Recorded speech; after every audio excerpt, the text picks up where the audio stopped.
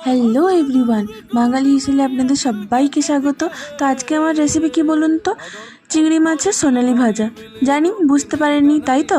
আমরা বাঙালি কি না, আমরা এটা বুঝতে পারিনি, কিন্তু এই যদি আমি আপনাদের বলে দিই ক্রিস্পি গোল্ডেন ফ্রাইড প্রন, এক্ষুনি আপনারা বুঝে যাবেন, তাই না? তো প্রথমেই আমি কিছুটা চিংড়ি মাছ নিয়ে নিয়েছি। এদের জামা কাপড় সব খুলে দিয়েছি, শুধু লেজের দিকটা রেখে দিয়ে সয়া সস, রসুন কুচি, লেবুর রস, পেপার পাউডার আর একটুখানি সিজনিং দিয়েছি। এবার খুব ভালো করে আমি মিশিয়ে নেব। গোলমরিচের গুঁড়োটাও কিন্তু আমি এখানে অ্যাড করেছিলাম, অবশ্যই দেবেন। এবার খুব ভালো করে মিশিয়ে নিতে হবে। মেশানোর পর একটা পাত্র নিয়ে তাতে এবার ব্যাটারটা বানিয়ে নেব। ব্যাটার বানানোর জন্য কি নিয়েছি বলুন তো? হাফ কাপ ময়দা আর 5 চামচ মতো কর্নফ্লাওয়ার। এবার খুব ভালো করে মেশাবো, কিন্তু তার আগে একটা কাজ করতে হবে, কি বলুন তো? নুন দিয়ে দিতে হবে পরিমাণ মতো, রসুন কুচি আর ধনেপাতা কুচি দিয়ে দিতে হবে খানিকটা। এবার অবশ্যই কিন্তু ফ্রিজে আগের দিন থেকে ঠান্ডা জল রাখবেন, যাতে বরফ ঠান্ডা জল হয়ে যায় একদম, নাহলে কিন্তু ব্যাটার ভালো করে মাখাতে হবে কিন্তু ক্রিস্পি হবে না। তো বরফ ঠান্ডা জল দিয়ে বেশ ভালো করে আমি ব্যাটারটা মাখছি। এতে কিন্তু ভাজার সময় প্রনগুলো বেশ ক্রিস্পি হবে। বেশ ভালো করে মিক্স হয়ে গেছে। তো এবার তাহলে কি অপেক্ষা, বসিয়ে দিন একটা কড়াই। এবার দিয়ে দিন বেশ খানিকটা রিফাইন্ড অয়েল। এবার আপনারা যদি বড়লোক হন, স্বাস্থ্য সচেতন হন, তাহলে অলিভ অয়েলও দিতে পারেন।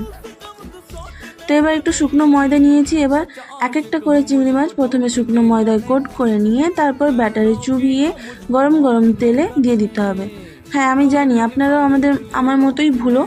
তো আমি এখানে কি দিইনি বলুন তো? বেকিং পাউডার না দেওয়ার ফলে আমার চিংড়ি মাছগুলো ফুলছিল না। তো আপনারা অবশ্যই ওই সময়ে বেকিং পাউডারটা দিয়ে দেবেন। আমি অবশ্য পরে অ্যাড করেছি। পরে অ্যাড করার পর আমি আস্তে আস্তে ধীরে সবকটা চিংড়ি মাছ ঠিক প্রথমের যেটা দেখালাম, শুকনো ময়দায় কোট করে ব্যাটারে কোট করে এবার ডিপ ফ্রাই করতে হবে।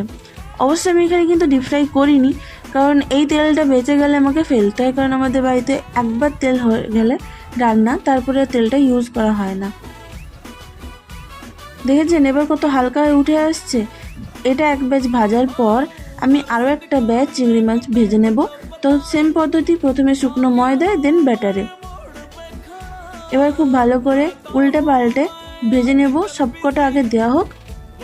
সবকটা দেওয়া হয়ে গেছে। এবার খুব ভালো করে আমি ভেজে নেব।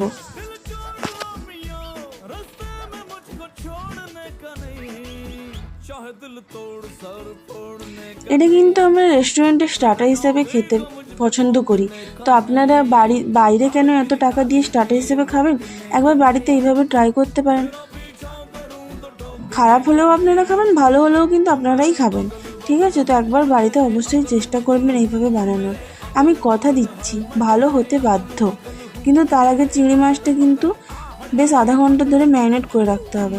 তো তাহলে চলুন ফাইনাল লুকটা দেখে নিন। দেখেছেন ঠিক কতটা ক্রিস্পি হয়েছে ওই বরফ ঠান্ডা জলটা দেওয়ার ফলে কিন্তু। তাহলে আর কি মেয়োনিজ আর টমেটো সস